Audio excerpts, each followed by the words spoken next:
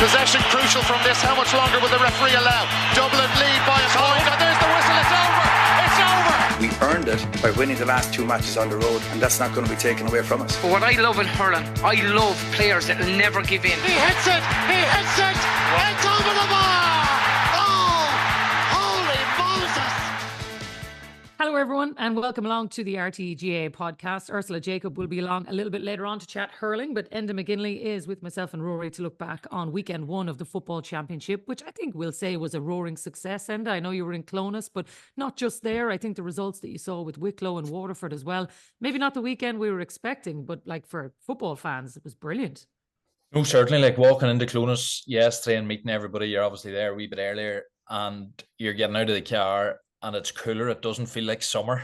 Yeah. And you're only after the great league final between Dublin and Derry, and everybody's still sort of next thing you're into the provincial final, and really the mood was one of it just feels too early, and there is that narrative anyway. Was there the build up for it? You walked across the Clonus pitch and the grass was much longer than it would usually be for a championship match, probably because the groundsmen were trying to save it in the rain, maybe couldn't get on it to give it its extra cuts. And so it all felt not very it felt like, oh, this is going to be a grind. You heard stories, it's going to be a low crowd. There was a rally on in Monaghan yesterday, and that would have taken away. So all of those factors come by, and yet this was by far probably the best opening round fixture. You knew that this was. Yeah. But truth be told, when the games got going, it was I loved that game yesterday in Clonus. Yes, it had its quiet spells, surely, but games need that bit of dullness within it too, and then the brilliant spells and the way Cavan went at it, and obviously it was a bit of an upset, and then you get home. But the much maligned Leinster Championship, great result down there, particularly for Wicklow. Waterford again turning up, great result over there. So you sort of came away thinking, and you seen what it meant to those teams. You seen the joy, you seen the celebration, maybe a small number of supporters on the pitch, but it meant the absolute world to them. And here we are, thank God, there was a lot there to take away from a first weekend that we all weren't expecting too much from. Yeah. But there was brilliant stories, brilliant upsets, brilliant boosts for teams that have took a bit of a hammer and had a tough earlier spring. So no, positives all around. Not for the beaten teams, obviously, but yeah. for us looking in, there's positives all around. I think that's what it is, Rory, because it's not just, everybody already knew the Ulster Championship was going to be great because it is every year. I think it's the much maligned Leinster and Munster Championships, as Enda said. I think when you get results in those, that's when you suddenly go, maybe hold on to the old provincial championship after all, you know? Yeah. I think there was nothing brought home the difference between league and championship then. The results yesterday, just the sheer difference in mindset, having to produce it on the day. I'm a fan of that, right? Mm-hmm. It's a very old-fashioned, maybe, a very old-fashioned value, and maybe we need to move with the times. But, you know, the fact that, okay, Wicklow, we're going into Portlaoise yesterday, knowing that Westmeath had played the week before, might be slightly still distracted by having won Division 3 and whatever celebrations Desi could afford to give them, and they turned them over. It's an amazing victory for Oisin McConville and for Wicklow. And would you give them a chance against Kildare in a Leinster semi-final? You would. You absolutely would. Now look at forewarned, it'll be forearmed. Even you move down to Munster, the celebrations, which I only saw last night on the TV at Tom O'Connell, that's the image of the weekend for me. He was like Gladiator there, the way he was standing on the edge of the square after scoring those 2 goals. But that was incredible as well. Like, Waterford football really, and Munster football in general, gets an awful hard time. But I've had this conversation before, and Enda, you've heard me say it, I don't actually believe Munster football is as weak as people make it out to be. I just don't think it gets the same glamour or profile because the hurling version of it is so much more high profile, and it's the one that the supporters generally tend to follow. But having said that, it was still 2 of the teams at the very bottom. And for the story to come out there, Waterford, I think it was their first win over Tipperary since 1988, their first Munster Championship win since 2010, and their first championship win of any kind in 6 years. Amazing stories again. And I think that's what the provincial championships do. I mean, like, we had it last year as well. Remember Offaly knocked Meath out of the Leinster Championship early on. You will get, like, New York knocking Leitrim out. You will get these stories in the provincial championships with the teams that are playing at a similar level to each other. We'll get them. The problem is the big dogs in all of these championships sort of loom very large in terms of the shadow. And I think that's probably what's killed the sense of joy for a lot of people. Yeah. But that doesn't mean that these victories shouldn't be celebrated, Enda. Correct. Because I do think Rory's right. You can still have those moments where they're playing teams of a similar caliber and have big days out like this. Absolutely. Like, I think it is so critical. We all know we want those glamour ties at the top of the game, but the game is only healthy, and the same I would have always argued in terms of Dublin, and in a much bigger conversation about the funding and the equality we need to try to, and almost I would be saying sort of fund additionally the lower level teams, because the closer teams are, the better things are for teams working at the lower level. And I was obviously, having managed with Antrim, you become acutely aware of the effort that those players have to get put in completely against the grain. There is zero glory about being a Waterford county footballer. That is something you're doing out of a personal conviction, out of hopefully a pride to be linked with the county, and trying to make the very best of yourself. You'll get very little credit from your club mates. You'll get some support from your family, but they'll question you plenty of times maybe as to why. So for them to go and do that, I think for teams at that level, like you always hear it, and it always grinds my gears, particularly when I was with Antrim, you'd hear some Throne players say coming out, and you'd hear this across the board, across the bigger counties. The interviewer would ask, do you think you can win it? The response is, I wouldn't be here if we didn't think we can win the All-Ireland. Right, well, why not? Why would you not? If you can't win the All-Ireland, which the vast majority of teams can't, are you saying you wouldn't then tug out for your county? How does that, your dedication to your county and your game, and then contrast that with what the Division 3 and Division 4 teams, the likes of Waterford's, like I read Damien Lawler's books a couple of years ago, working on a dream about the Waterford, and I loved it. It was a cracking book, but it really put you in the different world that it is, and the dedication those players have to show, and for them to keep going back, and then to get those days yesterday. Like, I love Paul Shanky's interview after yesterday. He just, this makes it all worthwhile. What's rare is beautiful, I suppose, as they say.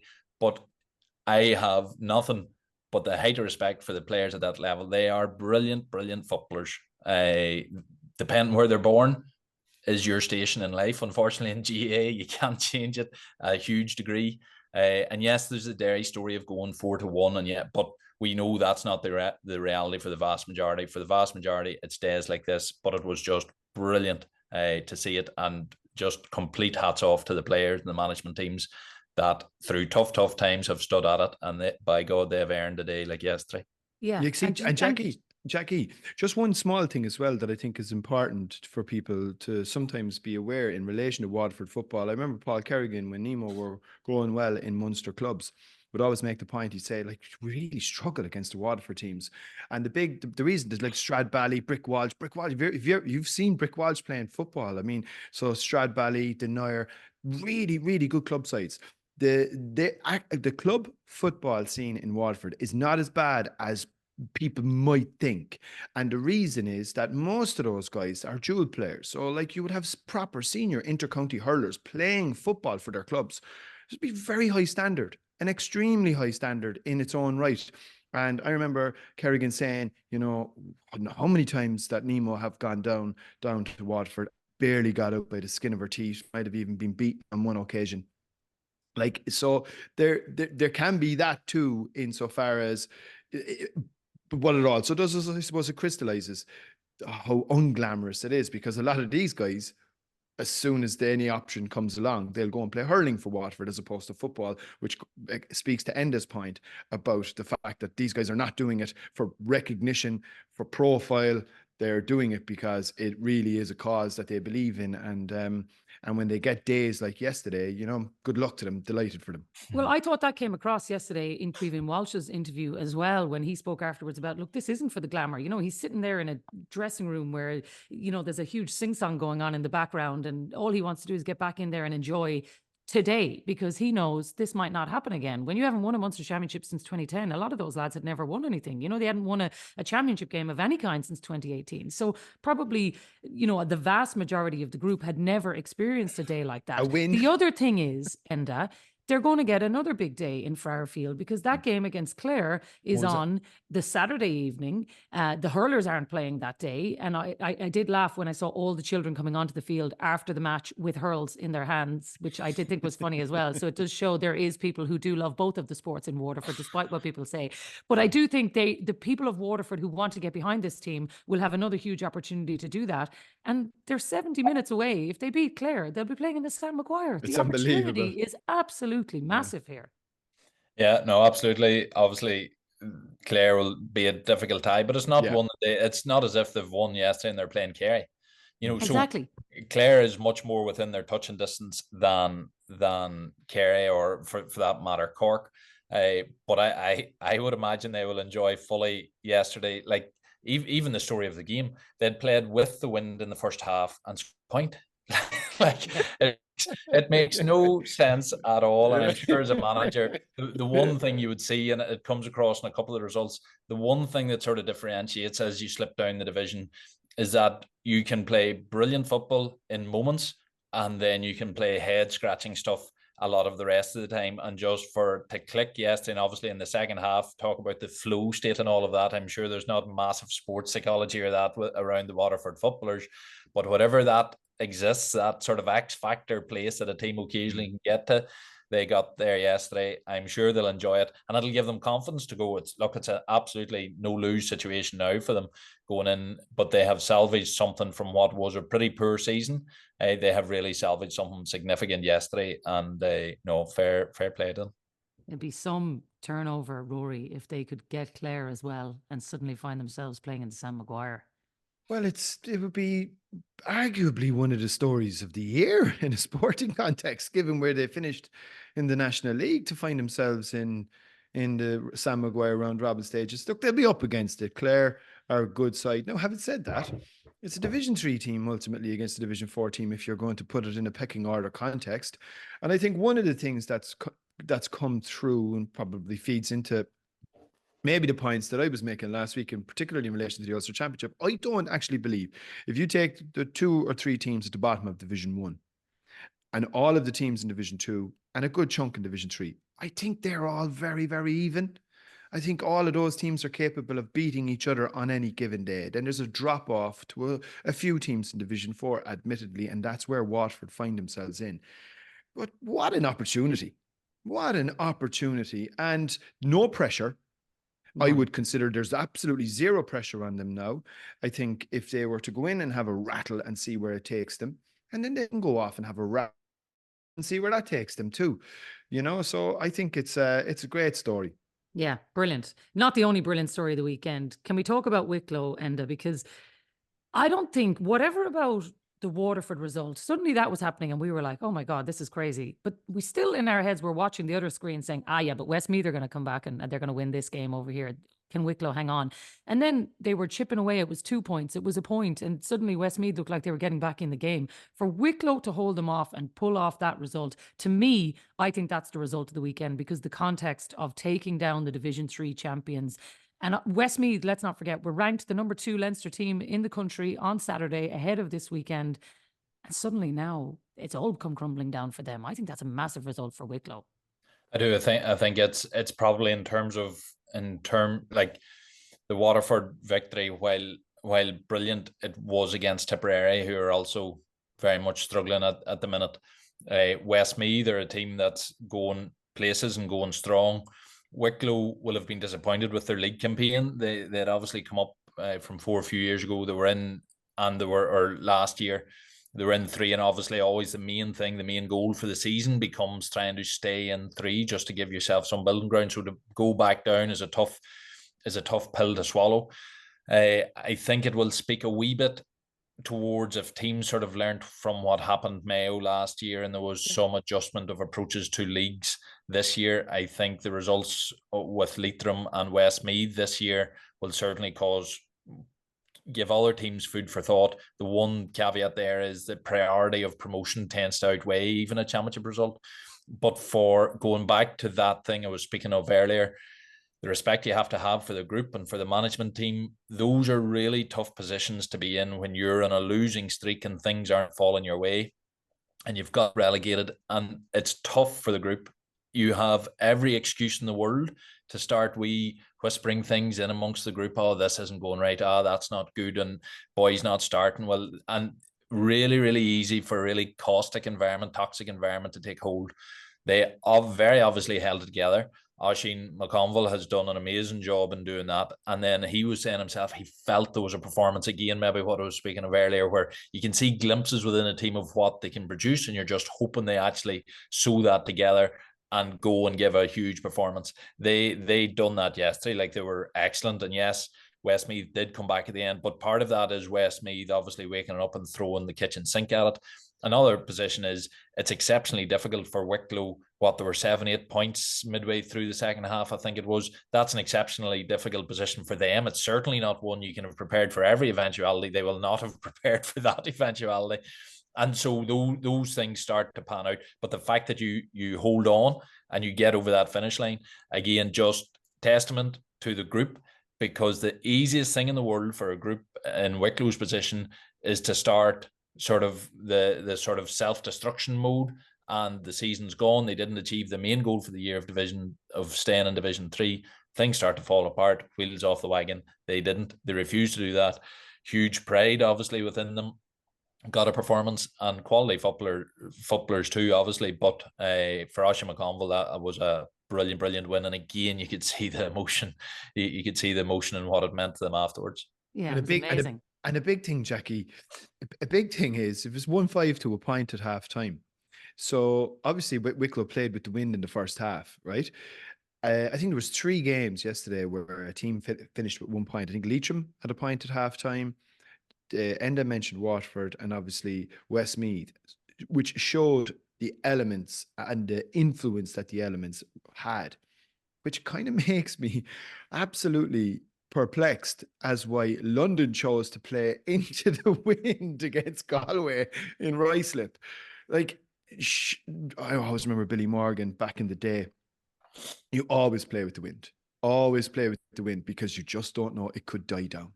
And look, Wicklow took their chance. They gave themselves a really good platform, a really good foothold in the game. We even saw it, I suppose, even in your game, and the fact that Cavan only went in 2 points down at half time, having played into a gale and did most of their shooting from Paddy Lynch and off the dead balls.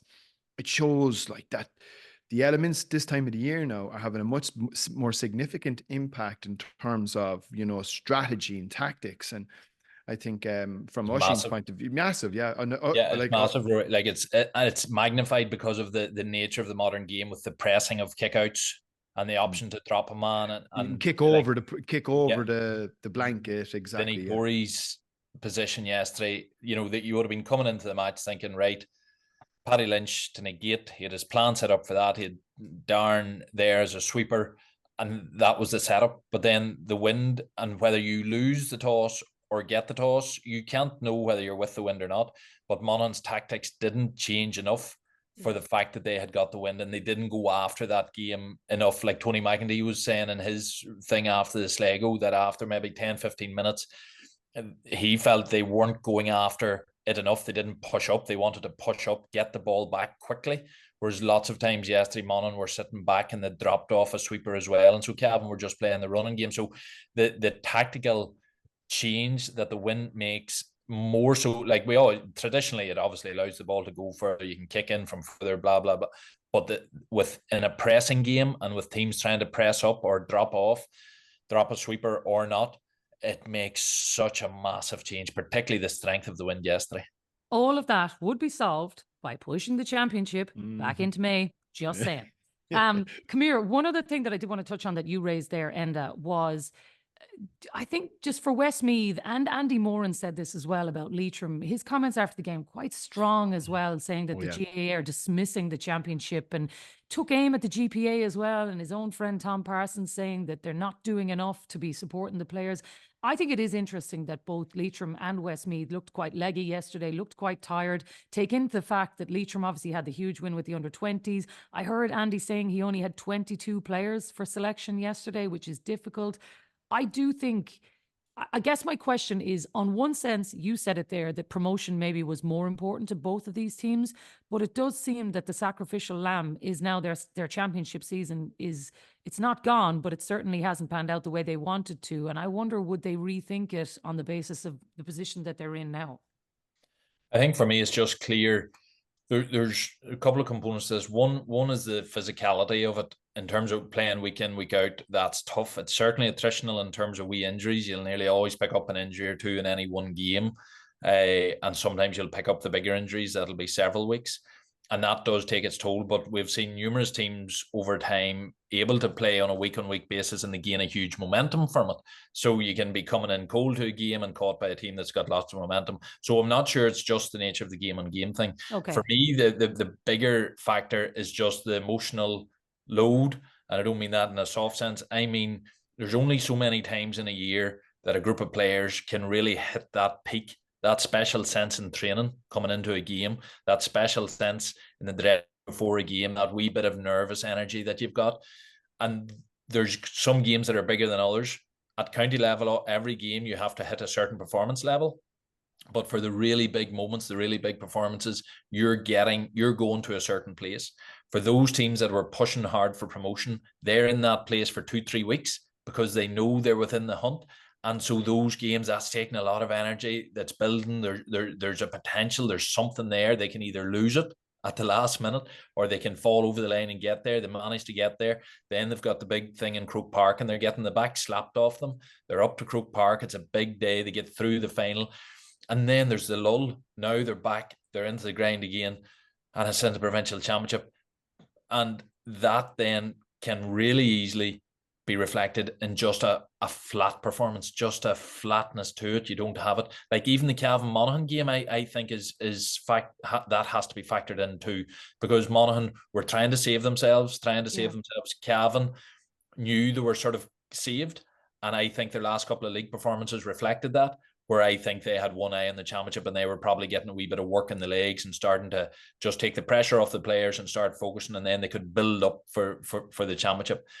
So that emotional load, you have to pick where you're in a season, not going absolutely flat out. To go flat out for league, to go flat out into the Ulster Championship without the breaks, particularly though whenever they don't get a break, and then to go flat out for the Ireland, that's peak, and that's very, very difficult. For the likes of Derry, who are like able to get away on a holiday, and that is so important to try and sustain that push. But in terms of what they're hurting the GAA, Andy Moran's comments, yes, obviously on the back of that, they could say they're hurting the provincial championship by having so little gap between league and championship. But in time, that might turn to hurting the league, because if teams choose to go after the provincial championship, they'll have to hold their horses during the league. If some of the bigger teams really want to go after the All-Ireland, might hold their horses a wee bit during the provincial championships. Like the likes of Westmeath could still have a really good championship year. And same for some of those other teams that were beaten, they can still turn it around of 6-7 weeks or 5-6 weeks now to get themselves in order, and that will get their energy back up again if it goes right within the camp. But yes, it's just, I don't think you can go flat out across everything all through the year if your calendar means you don't have a natural break somewhere in between. I think they're just going to have to make a choice, Rory. Simple as, that seems what Andy Moran was saying yesterday. Yeah, the choice really. You took your intercounty season and concertinaed it and inserted a load of extra games, right? So you're trying to to get into cliche mode, put round pegs in square holes. Like, it's something has got to give. And I know and Eamon mentioned on your program last night, Jacqui, on the Sunday game, about the fact that, look, the provincial championships maybe go first and that would help. But I think, like look, I think it is what it is now this year, and from all the rest of us, we look. I suppose it's just from my point of view anyway. Because considering about the giving out I did about this when it first came on board, I can't really keep going on about it all that much because people are saying, "Look, I'm fed up of listening to him blowing on about it." But I think, look, the games are here now. Let's enjoy them. I think from the point of view of yesterday's match, I think from Monaghan's perspective, like massive soft spot for Monaghan. It's been a tough winter for them. Obviously lost a couple of players through different mechanisms, whether it was retirements, Rory begging, injuries, etc. You know, they won their opening fixture and then lost every game since. I think the break might be no harm for them. And is it 6 weeks before they will get back into action again now? 6 weeks. So I think that'll be okay. Like I wouldn't necessarily see any panic from their point of view. Like if you look at what happened to them last year, they had a famous win in Healy Park where that fantastic Ryan O'Toole goal knocked Tyrone out of the Ulster Championship and then went out, I don't know, was it 2 weeks later or the following week, and got tanked by Derry. Now, look, they're out of the Ulster Championship again. They're sort of used to this. They've experienced this only last year. I think if they use this break now wisely, you have to bear in mind these were in the All-Ireland semi-final last year. So they haven't just become, you know, again, cliche mode. They haven't become a dreadful team overnight. So I think if they use this break wisely, they could still have a real rattle off this round robin series later in the summer. When it eventually arrives. Yeah, that injury to Darren Hughes though does change the dynamic of that team, and though as well. And I think everybody's thinking of him today, but just his influence on the pitch and on this team, and having to go back to those same Warriors, I do think that might have an impact on them yet too. Yeah, absolutely. They would be very much hoping over the next 5-6 weeks that they would get several of their players back again. You've seen the difference that Micheál Hamill made whenever he came on yesterday. If they get the likes of Bannigan, O'Hanlon, if they get those boys back. Even having Beggan back, the difference is unbelievable. Beggan was massive for them. So Ryan McInnesby would be another huge player for them. Like he would do a huge amount of that on glamorous work that would be Darren Hughes' hallmark too. But look, in terms of Darren Hughes, I was thinking of him coming home the road yesterday. If you could have somebody that you would just have as your epitome GA player that just you love everything about him, what he stands for, how he plays the game, how he conducts himself, just all of that. It's wrapped up in the likes of Darren Hughes. Now, thankfully, we're blessed with an awful lot of those type of role models, but he's absolutely one of them. And the length of his service and everything else, you're just hoping the scan results. You can be lucky or unlucky with these type of injuries. Certain structures will not respond well. Other structures, there's good surgical options and good options there in terms of management. So you really do need, whenever the laws of physics have done damage, you need a bit of luck in terms of what it's damaged. But going back to Rory, and I'm going to play devil's advocate as much with myself as with ourselves, but maybe the fact that teams can't punch all out or are caught flat at times and then other teams get a go, maybe that's a lovely thing in the year that multiple teams can get a bounce, and you can, everybody, hopefully by the end of the year you might have something good to come in. Maybe the round robin stage you get a couple of good wins there and suddenly your season turns back. And if at the end of the year 10-15 teams are sitting there with really good moments, those special moments, like whenever I rarely get out to play golf, but I'm a horrible golfer, but every now and then you connect sweet, and it's the greatest sport in the world, and you're like, you know what, this isn't so bad, and away on you go. For those county players that are given so much, all you need is one or two of those special wins to answer those deep-seated questions that hit you at midnight, sort of, why am I doing this, whenever the hurt is so much. So maybe the way the season is, and it is topsy-turvy, and so swings and roundabouts, you get all those type of things during the year. Maybe it's not the worst thing in the world either, you know, but because you mightn't have had yesterday's great results if everybody had loads of time in between it. But you can then chat about the honour to the competitions and everything else. But look, in terms of injuries, it's problematic. Certainly Darren Hughes has come the foul end of that. Monaghan, I'd agree fully, Rory. They got to the semi-final yesterday. If they get everybody back and playing well, they can absolutely build momentum in that round robin stage. The round robin stage is such a brilliant thing for a mid-season reset, particularly for teams knocked out early. You have 4 or 5 weeks to gather, to circle the wagons. The grass is nice and long around you. Nobody's going to be paying attention. There's going to be hype around all the other teams going through the provinces. And we've seen that doesn't help them come the round robin stage. So if the teams that are knocked out early lick their wounds, resettle themselves and go on. The likes of Westmeath too. Yeah. I think they can still have their big moment in the summer as well. Yeah, that's a nice thought for it all, Rory. In fairness, Enda has rounded it all off quite nicely. A good opening weekend, and I think probably we're all in a better place this weekend than maybe we thought we might have been on Thursday. So football is fine. Everybody's happy. It's grand. All right. Eamon and Jim Gavin can retire their roles. It's done. It's fine. All right, lads, come here. We'll leave it there and we'll chat hurling in just a minute. He hits it. He hits it. It's over the bar. Oh, holy Moses. All right, Ursula Jacob has joined us now to chat hurling and league title number 5 for Clare after they beat Kilkenny. And I think, Ursula, good game, exciting finish. And it seems to me like the best team in the league have been rewarded for it with the trophy. Yeah, look, they're unbeaten.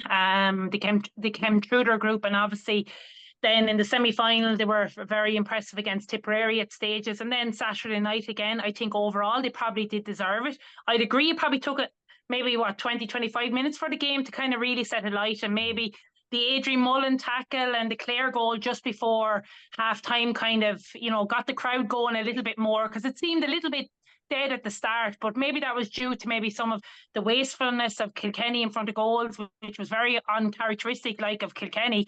And then I suppose Clare came out all guns blazing in that third quarter. And like Shane O'Donnell, for someone who's missed all of the league, hasn't really hurled in the last 6 months, and his touch, his impact, everything was just immense from in that second half. So he was a massive boost to get back, because obviously they need him now coming into championship, and especially against Limerick in 2 weeks' time. But yeah, it was a massive boost for Clare. It was badly needed. I would say Clare needed this win more than Kilkenny, because look, it's Brian Lohan's 5th year over him. They have lost the last 2 Munster finals, and also to get that Kilkenny monkey off their back, because having lost the last 2 All-Ireland semi-finals, yes, they beat them earlier in the league game in Ennis, but they needed to get silverware, and they needed to beat Kilkenny in a knockout game like that. So all positive for Clare, really. I think that's hugely significant, Rory, for all of those reasons. For the Kilkenny factor in particular, to know that when they needed to, they could beat them, but also for Brian Lohan to actually have, lads, the plan is working. And exactly. And they have, I think they have really positioned themselves as, without a doubt, now the number 2 team. They beat Kilkenny twice, once at home, once in a big knockout game. To beat Kilkenny in a big game was definitely important. It was for their own self-worth, self-confidence. I don't think they were getting too, I don't think they were getting too excited, and they were almost at pains to fall over themselves to show that we're not getting carried away here. And that in spite of the fact that half of Clare was at the match, and they were roaring for them to get this thing going. You know? And in fairness as well, one thing you would have to say, given the absolutely abysmal attendances at most of the football matches yesterday, I thought there was a very good crowd for a league final in Thurles in the middle of a storm. And there was a good crowd. I think in fairness, Ursula is spot on. The game kind of, it was slow to get going. The first half was very tit for tat. It felt like a slow burner, and it didn't really kind of ramp up until kind of midway. Certainly once the second half kicked off. I think the Adrian Mullen one, I don't know if that would have had a huge impact. I think it was just the fact that Clare kind of went after goals that sort of sparked the crowd. Thought the officials actually had an outstanding match, and I know there were some criticisms afterwards. I thought Johnny Murphy was excellent actually in a lot of what he was doing. And one thing that they do seem to be picking up quite a lot on, by the way, is steps. And I was very interested and enthused and happy to see that. Not just Johnny, a lot of referees are pulling it now, and I think it's going to be a really interesting feature. And I can see Ursula smirking there. Will they have the strength of will to pull such a technical foul like that in the white heated chip in front of Ennis 20,000 supporters? But it was something that they did seem to pick up on quite a lot. It was a super game towards the back end. Really, really fantastic finish to it. And I think from Clare's perspective, they stood up. Adam Hogan, my God, like what a find he is. He's like, class. Incredible. What a display. But all through their team, I think, like the only thing that you'd probably say from their point of view, they didn't get minutes into Tony, but I don't think they'd be too worried. I think if Tony's fit, in 2 weeks' time, he'll start it regardless. He's Tony Kelly. But they did get minutes into Shane O'Donnell. Did David McInerney come on? I think he did, didn't he? Yeah. So, like, form of David Reedy, the form of David Fitzgerald.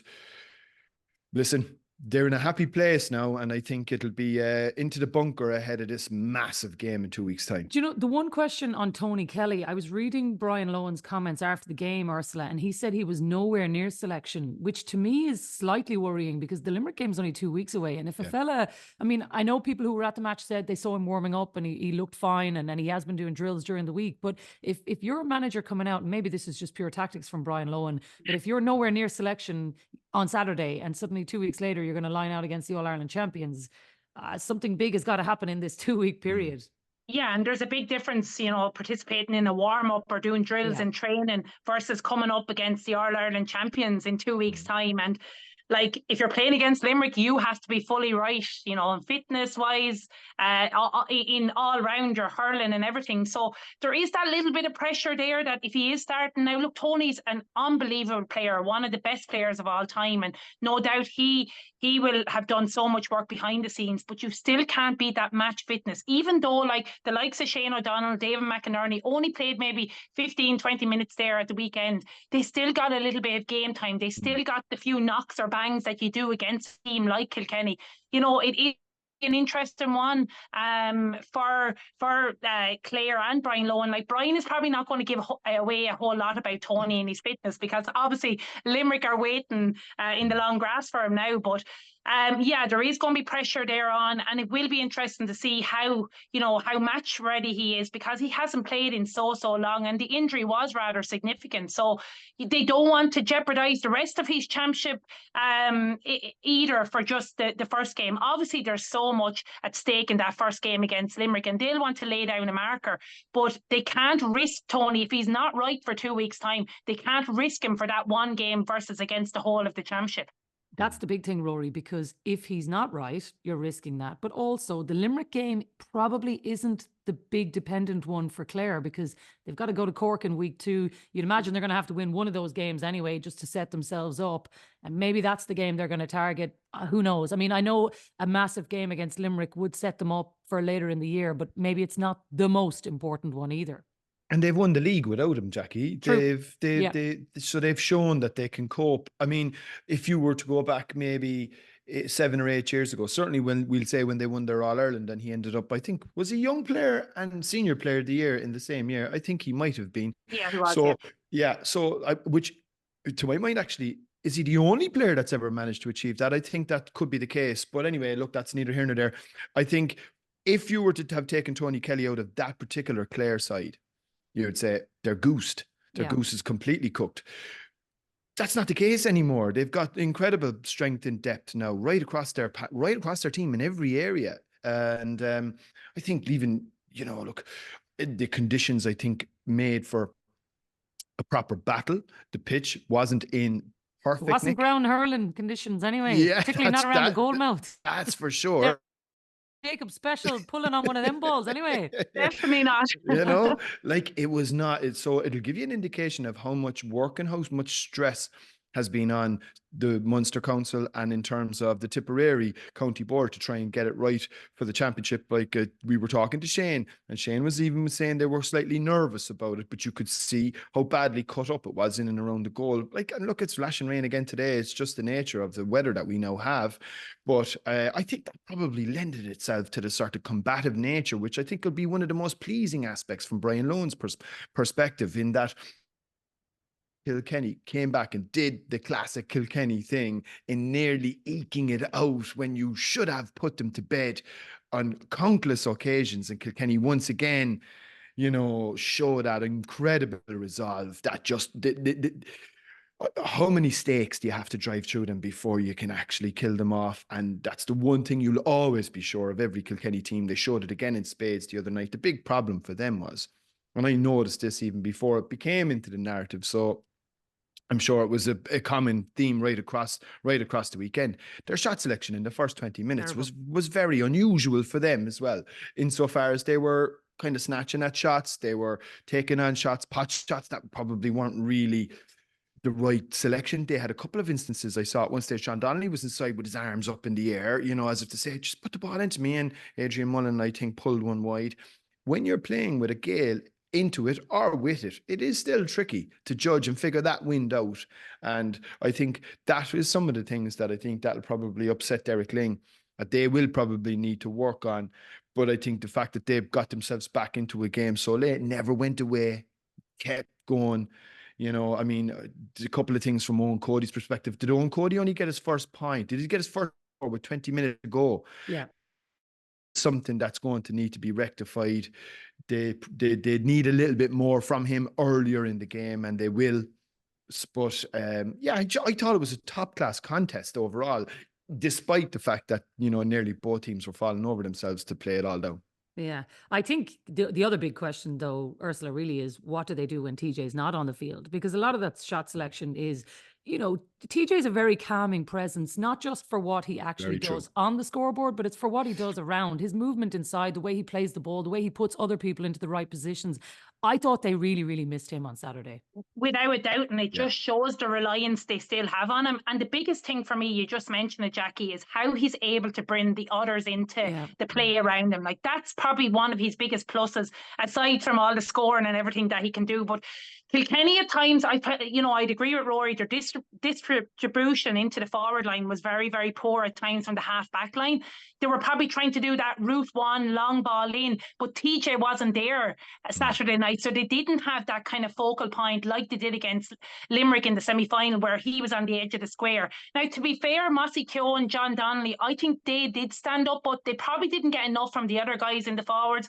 Luke Hogan, Billy Drennan were taken off, Billy Ryan, like they probably only got a point maybe between them. So yes, they were down TJ, they were down Walter Walsh. They won't overly panic, but they would be very, very disappointed that maybe they didn't get more from some of the guys. But I would owe some to the fact that the ball that was going in wasn't good enough. There was maybe a sense of panic. I'm not really sure what it was. And as I said, it was very much unlike Kilkenny, because you expect them to look up, head up hurling, hitting the ball into space. But to be fair, Owen Cody, he only got a point in the second half near the end. But Adam Hogan was stuck to him like glue.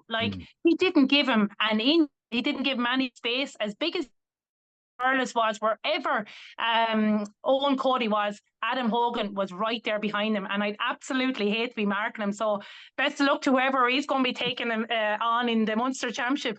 He's going to have a good detail, I think, for the rest of the summer, that's for sure. The one thing is for Kilkenny, though, Ursula, nothing really changes for them, because I still think the Leinster Championship for them, they still know they're going to come out. They still have an awful lot of time to work it out. Whereas, you're right in what you said about Clare. The difference is really for them. But I think for Derek Lyng, he'll say, Grant, we didn't play well on the day, but we've proven against Limerick. We have the spine of the team. We have answered a lot of those decisions. And if we can clean up some of that distribution, they're still in the top 3-4 teams in Ireland. And so I don't think he needs to panic for all of those reasons. I definitely felt, and even listening to him afterwards, I don't think he'll do panic, because they reached the league final. Yes, they were down a couple of players. They've some big guys to come back. Obviously, TJ, Walter Walsh, Mikey Butler, Mikey Carey. These guys will slot into the team. I'm being honest, I still would worry a little bit about the centre back position. I know there's been a lot of talk. I thought Mark Rogers was so effective on that half forward line. Now I know Paddy Deegan was picking him up. Tommy Walsh came out on him.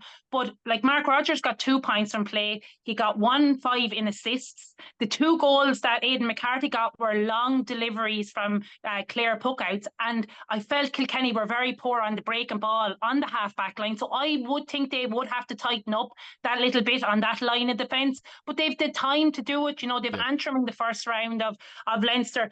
It would have to be a massive shock if they didn't get through Leinster and finish in the top 3, if not make the Leinster final. So there's lots of positives. There's lots to work on. As you said, they look dead and buried, but still they could have won it in the end.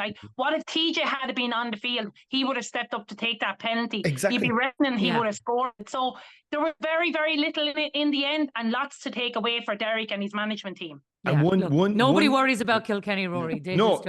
The only one thing that when I was reading Eddie Brennan this morning, and Eddie would always give a very, I find that he would always give a very honest appraisal of maybe how the internal Kilkenny mindset is operating currently, and the fact that he made a very prescient point insofar as that's 4 national finals in 2 years that Kilkenny have been beaten in now. They've lost both National League finals back-to-back and both All-Ireland finals. Now, you have to get into these finals, obviously, to lose them and to win them. And the fact that they're still competing in those finals is a hell of a lot better than a lot of other counties. But I suppose the point being, it's not necessarily a habit we associate with them. And I think it'll be something that'll rankle a little bit, be in there a little bit of, it'll sit back there somewhere. I think they have a fairly soft launch into the Leinster Championship. I think they're playing Carlow in the first round. So, in terms of the real hurling for Kilkenny, probably won't really begin until they meet Galway, and then obviously a Leinster final. But yeah, they'll still be in the mix. Don't forget Wexford, Rory. Yeah, well, listen, I picked you as one of my 3 to come out. Don't you worry about that. No, but I'm saying Kilkenny and Wexford is the last number of years, to be fair. Wexford have had the upper hand, so I wouldn't be just saying it'll be Kilkenny. This is me speaking from a Wexford point of view, but genuinely, Wexford will have a big say, I reckon, as well, and possibly could reach a Leinster final. Yep. Good woman. You've done your bit for your county. Well, let's let you do your bit for your game as well, Ursula, before we finish up on talking hurling and Camogie, because I think you're going to have Camogie this weekend front and centre, getting a lot of attention on the pitch, but this weekend, again, a lot of attention off the pitch. And the biggest thing we're talking about again is a motion at Congress defeated for not allowing the players the decision to wear something other than skirts, which have been in the game a long time, since even before you and I ever started playing. And it feels like another step back for the organisation. Yeah, and I find it very frustrating because, again, the Camogie side of things is making headlines for the wrong reasons. I wish it was a positive thing that we should be looking forward to the league finals this weekend, and fantastic games are going to be shown on the television. But now all the focus is on the fact that the motion was defeated again. And I suppose it's the repeated calls from players who are at the heart of the Camogie Association. It's pretty mind-boggling at this stage, because to me, the players' voice should be heard. We've constantly been it's like a constant fight. That's what I feel like it is, in relation to the players' voice. They know what's most comfortable to wear. Why not accommodate? If it's more comfortable for a player to wear a short, like I know myself, not one girl I know wears a skirt at training. Everyone wears shorts. It's more comfortable. It's more flattering in lots of ways. And girls, I suppose, feel that at this day and age, they should even be given the option that if they, a choice should be there. And the people that are probably making the decisions are people that haven't either played the game or haven't played the game in a long, long time. I think we need to move with the times. Things develop, things progress. The game has progressed, thankfully, in a positive way, but we need to progress the rules. We need to make amendments, and we definitely need to listen to the players. And definitely you can see the frustration and the outcry from any players I've been speaking to, and not just at county level, but at club level also. And I would be hoping that maybe the association might maybe listen to the players, and maybe they could reverse the motion. I'm not sure can that happen, but why continue with the motion if it's just not comfortable for the players? The one thing I think we might see, though, is that this might spill over again, Ursula, because we had players last year about going on strike. We had players doing different protests ahead of games. And just given the information that I'm getting from players and talking to them, they are really, really annoyed about this. And I think this might spill over this weekend again. I don't think it's going to go away lightly. I think the players, thankfully they're demanding standards, and that's what they fought for last year, and they were looking for that players' charter. And I think this will continue going into the summer and into the championship. And I think you will see county teams standing alongside together. And I wouldn't be surprised.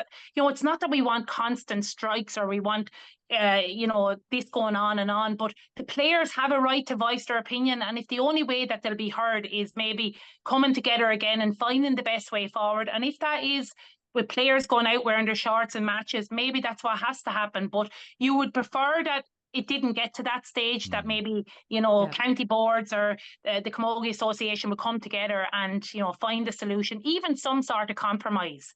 and take a baby step in terms of giving the players the option. Because I guarantee if there was a survey done right now today and you asked club and county players, which would you prefer? I would be shocked if it wasn't anything above 95% in favour of wearing shorts. So it's just, I suppose, I'm a retired player now, but I just think, why not? If players are looking for a change in that regard, you know, it can be very simply changed. And I would be hoping that we do see that very, very soon. And Jacqui, leave aside the, look, I suppose this is the eye of the beholder, but for me, leave aside the antiquated and old-fashioned image that the skirts actually represent. I just think about it from a club perspective, right? Whereby you already have a situation at club level where young players, female players, have to pay because most players at club level. Did you play football, Ursula? No. With schools, I did. Yeah, right. Yeah. But most players at club level are dual players, right? They'll play hurling and football at club level. So why you have one set of gear for one code, and you know, even from a purely financial point of view, and just the practical nature of it, you're already in a situation where they're paying fees to the LGFA and the Camogie Association separately. So now you have to have your playing gear, which is separate as well. And this is in the era when we're meant to be talking about integration and making things easier for people. I don't know. It's a very odd one. I'd love to know who made those decisions. I wonder, is it mostly men? Yeah, but just one point on top of that, we want to continue to grow the game and participation. You don't want to be driving girls away from it. Like, if this, you know, if it annoys people that much in wanting to wear skirts and having to being forced into wear it, you know, you'll just find girls stepping away and just playing ladies football or whatever else. So you want to continue the growth of Camogie, not take players away from the game because they're just getting so frustrated by constant kind of rules like this. Yeah, I think everybody's getting frustrated with talking about stuff that happens off the pitch as well. Wouldn't it be great if we were in a situation with two brilliant league finals to look ahead to, which are live on television at the weekend, that you could be just talking about that too? Like, and I know that that's the way that the players feel. But look, we're going to have to leave it there. Ursula, thanks a million for being with us today. Don't forget to like and follow wherever you get your podcasts. And we will be back on Thursday to look ahead to another fantastic weekend of Gaelic games. And we'll talk to you then. And there's the whistle, it's over.